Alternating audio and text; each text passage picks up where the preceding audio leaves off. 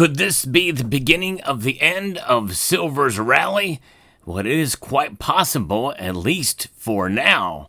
We'll discuss the possible end of silver's big price moves so far this year and what we can expect for the rest of 2025 as we explore.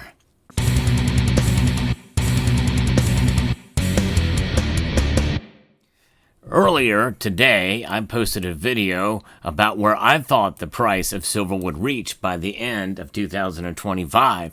I stand by that video, even after we've seen now the second day of silver's price moderating, pulling back. Yea, though, it is still above my previous price prediction for the year, above $36. And every day that it stays above $36 is a good day. In fact, I would make the argument that any day above $30 is a good day for silver, especially considering the disappointment that we've seen in the metal. I'm going to be discussing what's been going on in the markets here today and where I think we're heading through the summer months and into next year here in a moment. But first, I'm going to remind you, during these dips, it's a good time to check out Summit Metals and see if they have silver for you. They have a great customer service, fast shipping, and competitive prices. And by the way, they have the Salivate Metal round, and so the amount that is there is probably going to be it for a while, as some of the things have changed as far as how they are attributed or how dealers can get the Salivate Metal round now. So we need to figure out what we're going to do there, and that may take some time and resources in order to make them available for you again. So if you're interested in the Salivate Metal round, now that they're still available at Summit Metals, you might consider it if that's something that is of interest to you. So what's going on here? Well, silver did fall again today. Not by a whole lot, but it did fall 27 cents, almost 3/4 of a percentage point moments before the markets close. It is sitting now at $36.50. As gold has risen, recovering some of its pullback, it's up slightly, up $1.64 right now to $3,371.19. And so we see that has happened here. The move that with silver is a notable gain that we saw in a tight market in the last couple of days, and it signaled a bullish lean in investor sentiment up until what we saw for the last couple of days. But seasoned analyst Peter Brandt urged caution, citing silver's long-standing tendency to frustrate traders. Boy, he's right about that. And I actually should have warned about that as well, more than I have. I usually do, but I am still bullish on the metal. That's really the summation, and I'm sticking with my prediction of $39 silver. I'm going to link to that video that I hope you will check out after this one is over. And while silver appeared to be breaking out, resistance near $41 continued to limit gains. That's a long ways away, $41. Now, the technical setup, talking about some of these critical levels here, Peter Brandt, who was a futures market trader since 1975, points out that silver's current price action is forming a key technical pattern. The silver market is moving within a range, showing a rectangular formation between support all the way down to $27.50 and resistance at $41.63. At the current price of silver, before that big move up, we saw it approaching that upper resistance, creating a crucial juncture in its price movement. This is he refers to as a great disappointer, which is reflecting its historical tendency to frustrate traders with erratic price behavior that often does not sustain long-term trends.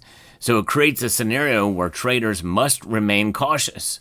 The market is consolidating with which in the technical world refers to a half-mast flag pattern potentially forming, which is typically seen following a sharp price move. Such consolidation could lead to a rally should silver manage to break out above the resistant level.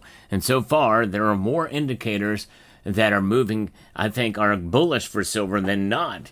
Even if we go through the summer months with some of the doldrums that we so often see during the time of the summer.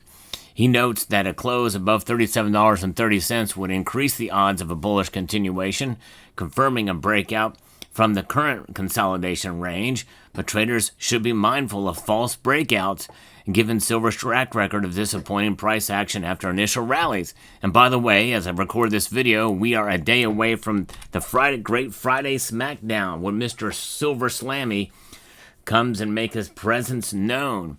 And we didn't see it the last couple of Fridays, but really we're setting ourselves up now where people are getting in and want to take profits while still above 36.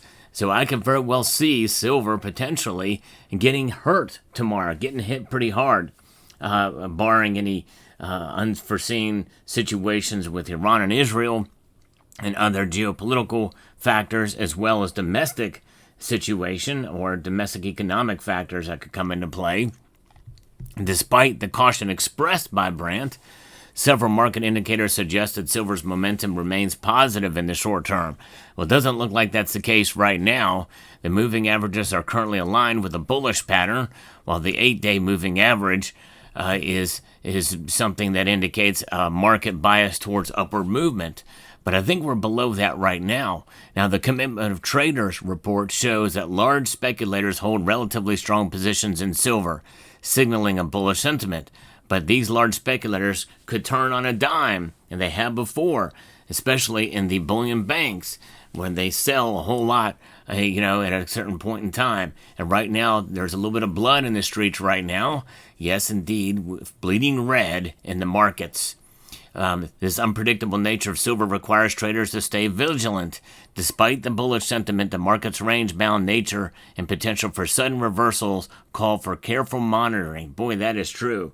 So this video sort of serves to echo that sentiment and provide a little bit of context here that, no matter what silver does in terms of its price performance, we know that silver in the long term will preserve our value and preserve our wealth. That's really what it's about. It's about wealth preservation over the long course of time.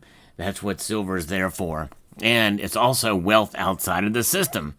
This is my dime bag. Yes, indeed, 14 silver dimes in here. And this represents an ounce of silver. And it's silver that is no longer in the hands of anyone that could either melt it down, and you want to stop the melt, and or to be able to trade it and sell it, and or what have you. It's in my hands. All the silver that you have in your hands empowers you. You own it. You hold it. You own it. And it's wealth, and it's something that people have been doing for thousands upon thousands of years, holding on to silver and utilizing it as money. Although right now it is not used as money, it certainly can be sold as a commodity and as precious metals, that you can take and you can sell in a time of need or in a time of opportunity. But nonetheless, I believe in holding a great majority of your stack to empower yourself. Yes, you can be your own bank with silver. It's just not like a central bank. It's a different kind of bank. And that's because central banks don't hold silver. But nonetheless, that is what we're seeing right now. And we know that there is a momentum for silver because of industrial demand that continues to put pressure on the markets too. And so we will see oftentimes with daily movements in price that could work against what's going on in the overall sector of the silver market, where there's a lot more demand for the product. The economic environment is giving silver a boost. While the Fed continues to maul interest rates, the expectation of cuts can add to silver's bullish case. Of course, they didn't cut this time, but when they do, it will be a good economic landscape for bullish silver prices as high demand met by low supply. And it's now that we're seeing a fifth year of a structural supply deficit. And even if you don't believe it's a structural supply deficit, everybody agrees that there is a narrowing supply of silver to meet demand. Although the shortfall is expected to narrow by 21% this year, limited new production, since most silver is a byproduct of mining other metals, it means tight supply conditions are likely to persist.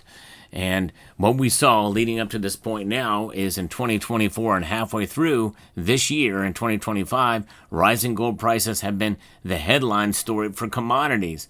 But is the precious metal losing its luster. In addition to the aforementioned fundamental factors, technical indicators are also working in silver's favor. Some market experts see gold entering an overbought territory, thus creating an opportunity for silver prices to catch up. We did see a part of that happen recently when the gold to silver ratio narrowed to about 91. And as of right now, the gold to silver ratio has increased to 92.61.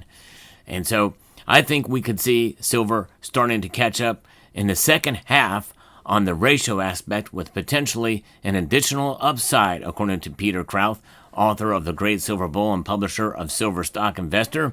I don't think it's going to be capped at $3,300 or $3,400 for the rest of the year, but let's say the average for gold is somewhere like $3,500 or a bit higher in the second half. I think we can see the ratio come down. Conservatively, you're probably looking at maybe 75-1, somewhere around there, he added. Now, I'm not as optimistic as he is. I'm sticking with $39 silver by the end of the year. But nonetheless, I do think that likely we're going to continue to see the bull run continue. It's just going to reflect itself probably later in the summer. But of course, anything can change, and this year I think is different than most years as far as what is moving the markets, for sure. And so anything can happen geopolitically and even domestic, on the domestic economic front, that could have an impact. So barring any new developments, I think silver may head into a period of the doldrums. Now, what does that look like for silver's price?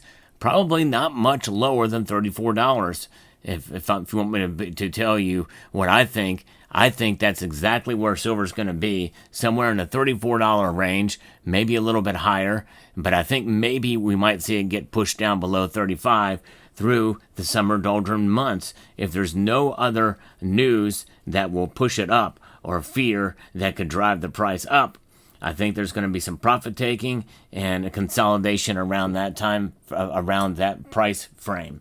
But let me know what your thoughts are, where you think silver is going to go, and check out the video that I posted earlier this morning about silvers, where I think silver is going to go by the end of this year. So hope you found this video informative, insightful, and educational. Would like to extend a multitude of gratitude to each and every one of you for taking the time to watch, and to encourage you to please rate, share, comment, and subscribe.